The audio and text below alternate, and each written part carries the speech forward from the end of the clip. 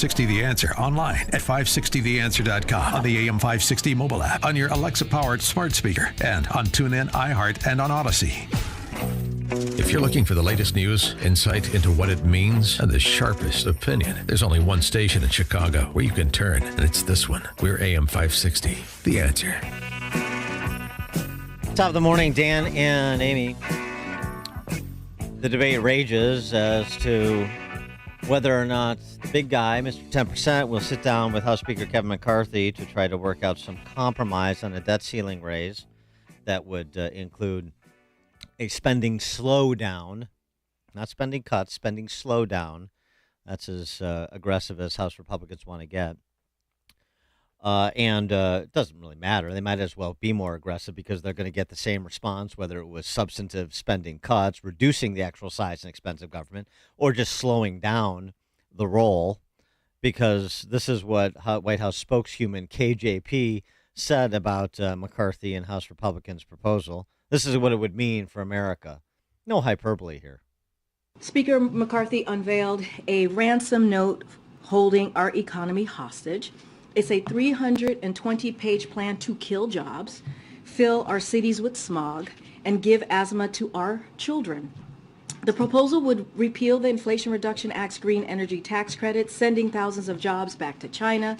It would make it easier for oil companies to use toxic chemicals that cause severe burns, damage people's eyes, and quite literally melt bones. Melt bones? It would severely weaken the Clean Air Act, sending us back to the times when cities across the country filled with heavy smog that dirties our air and poisons the lungs of our children.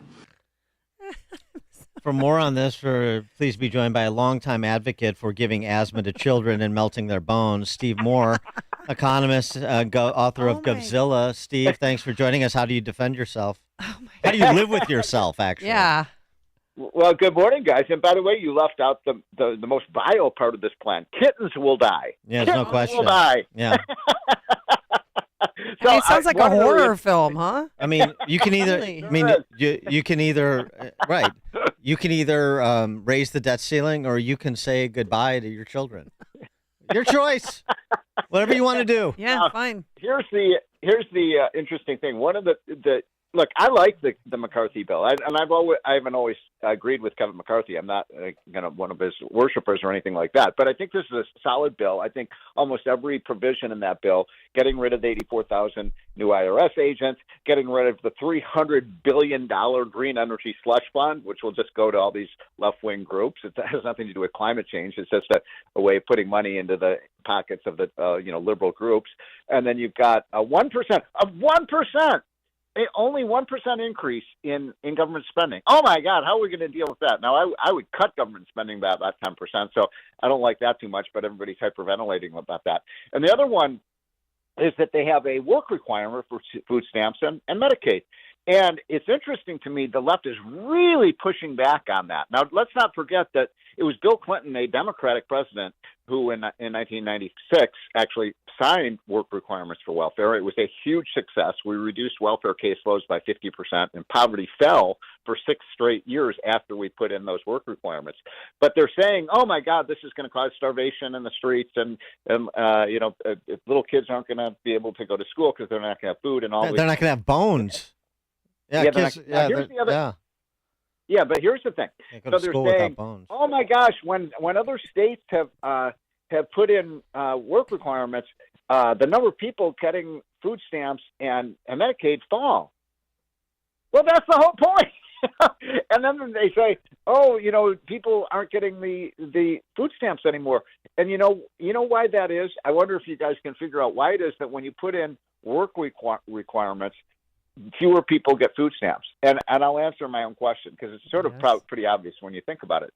Most of the people who are getting food stamps are actually working. They're just working off the books. In other words, they're not reporting their earnings to the IRS, so they get the benefits and the income. And so if you require them to work, then all of a sudden they can't be in 2 places at one time, and they have to drop off the rolls. So it's a way of making sure that there's not massive fraud in the program, which we know there is.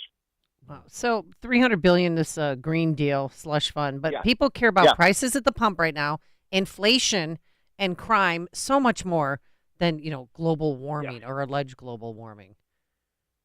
You better believe it. I mean, this is become a religion for the left. By the way, did you guys see they want to make Earth Day a religious holiday? What? Sure. A day off of school too? They're Yeah. finally A state, they're federal finally holiday? admitting.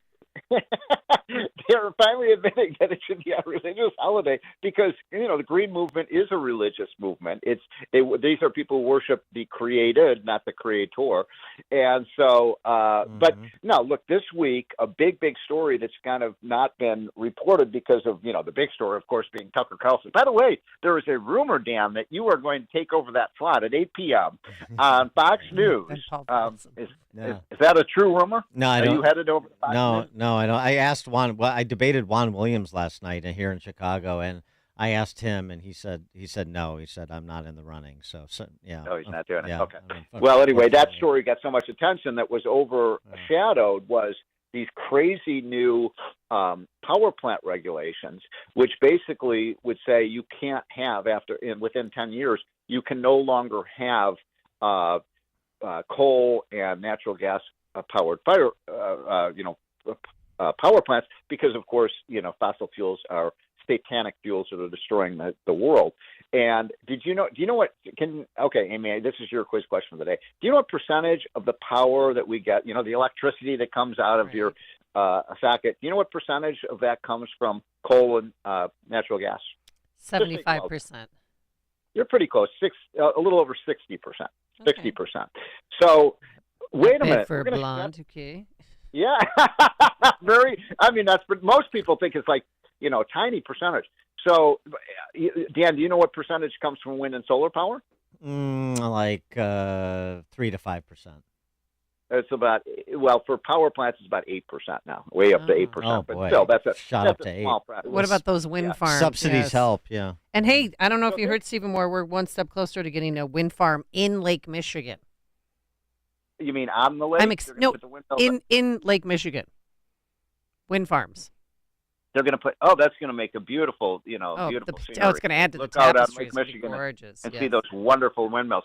So, but think about this. So, 60% of our power comes from coal and natural gas, and they want to shut down those plants because the new requirements that under the EPA under Biden would be so stringent that the plants can't possibly they can't possibly comply with them. So think about this. Just 2 weeks earlier, they want to put the entire transportation on the electric grid system, right? Because they're getting rid of gas cars, so you now are going to have to power your car on the grid system. They're going to shut down 60% of the power plants in the country. This is a prescription for total mayhem and disaster.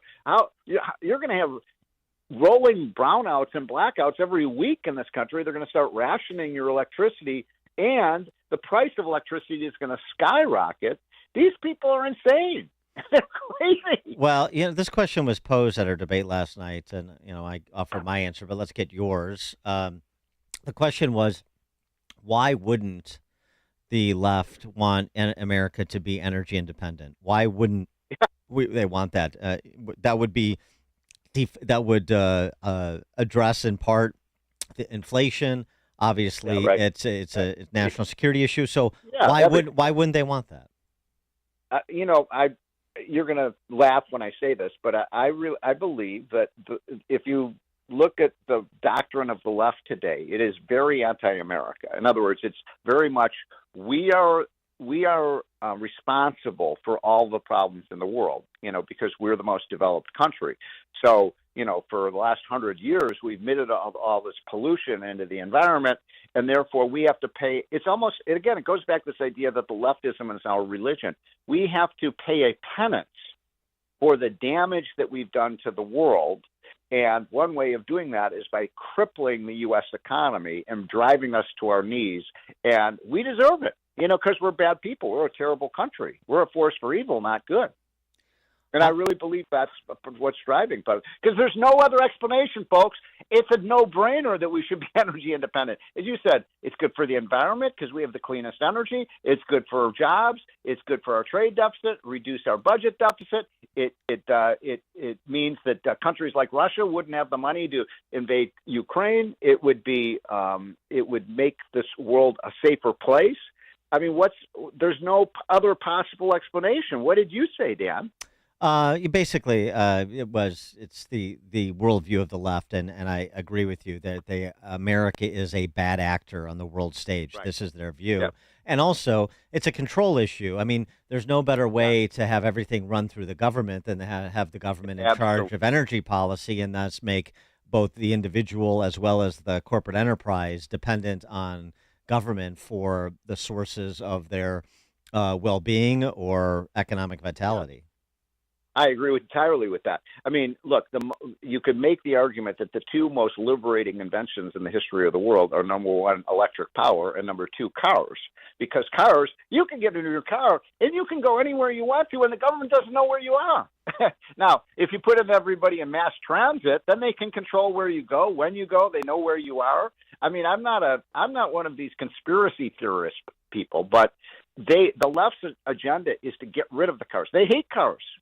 They hate them. I want to get your reaction to the other big news this week, in addition to Tucker's firing from Fox, is Biden firing early and announcing his reelection bid. Jason Riley had a good piece in the Journal about this, that he wasn't expected to formally announce until late spring, early summer. He moved up his announcement date because he's in a weak position. And so there's some fatalism, among Republicans about 2024, but that his early announcement is a sign of that he is not confident about his standing in his own party with Gavin Newsom on this, circling him like a vulture, for example.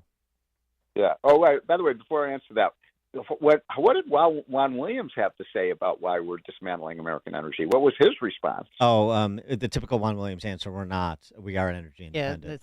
Energy is a global market, and so if we buy oil from the Saudis, who buy it from the Russians, we're still energy independent.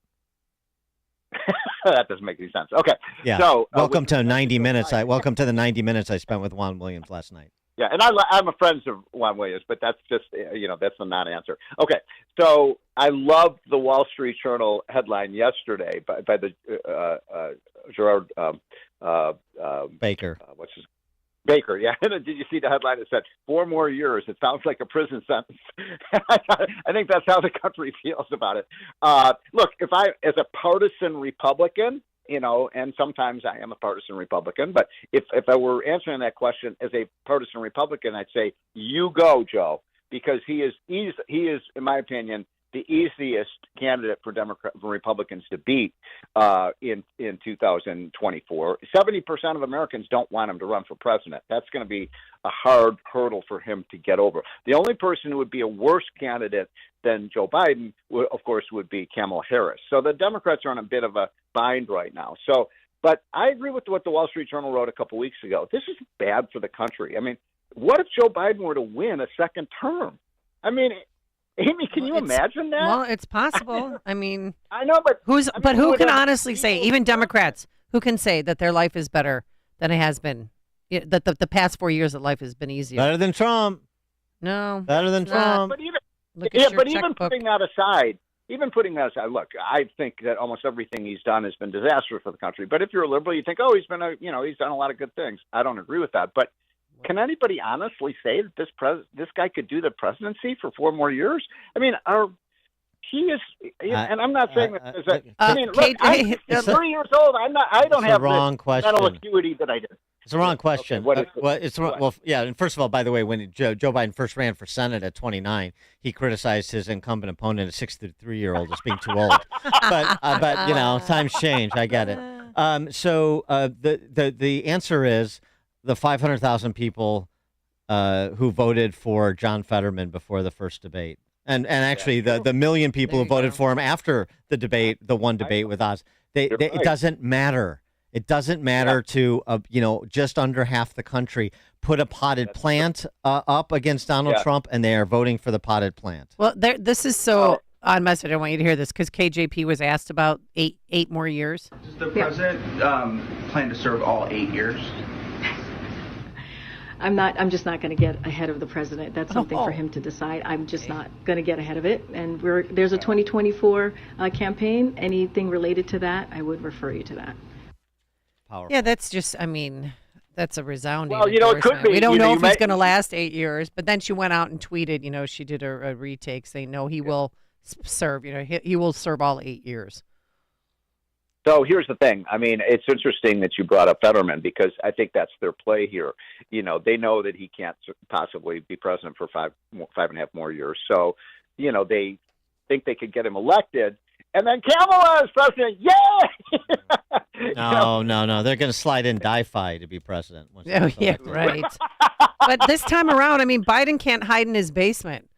This time he's actually going to have to campaign, don't you think? Because COVID's over. Well, I don't know about that. I think he's a good campaigner when he's in the basement. I think that was him at his best, don't you, Dan? Remember those drive-thrus he did with people sat in their cars with masks on, honked their horns? He more or less governed. He does like these canned Rose Garden speeches, and he more or less governs from the basement as president. So anyway, what's the difference? Yeah, well, my favorite cartoon of the 2020 presidential campaign was the hatch door opens up and Biden sticks out his head and he says, "Am I president yet?" So maybe that's the strategy for 24. But, right now the betting market has, for better or worse, I know this is going to make a lot of your listeners cringe, a 50% chance that the race will be Donald Trump versus Joe Biden. Yeah. Again. Yeah. 2016 Redux, just with Biden as the stunt double for Hillary. Steve Moore, economist, Govzilla author. Steve, thanks as always. Appreciate it. Okay, guys. Dan, thanks for whipping Juan last night. I do what I can. Way to go. Thank you. Yeah. Thanks. And Mr. Moore, Stephen Moore, joined us on our turnkey.pro answer line. It's like a hot, steaming cup of information to start your day. It's Chicago's Morning Answer on AM 560. The Answer.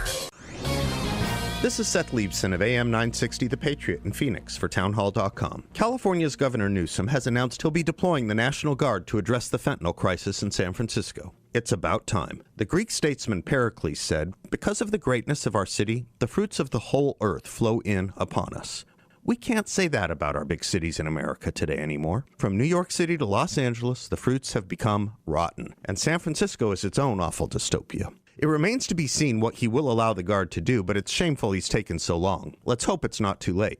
Many have been urging action for years. Last year alone in San Francisco, 4 times more people died from fentanyl poisoning than everyone under the age of 18 died from COVID over the course of 3 years in the entire state of California. This was avoidable carnage, and the message to other public officials should be, don't wait this long again, ever. I'm Seth Leibson. The Pepperdine Graduate School of Public Policy, for those considering careers in politics and policy. Guys, a lot of people talking about testosterone, but do your homework and go to a provider you can trust. I recommend my friends at Low T Center, where I've been getting my levels checked for the past 8 years. Low T Center exclusively specializes in men's wellness. They check all your levels, not just your testosterone, and determine the cause of any symptoms you're having and whether you're a candidate for low T or something else like low thyroid or sleep apnea. Typically, their annual health assessment is completely covered by health insurance, and they check everything, including PSA, your prostate levels, as well as thyroid, liver and kidney function, cholesterol, glucose levels, and more. Low T Center has affordable and convenient options for treatment, including monitored self-inject treatment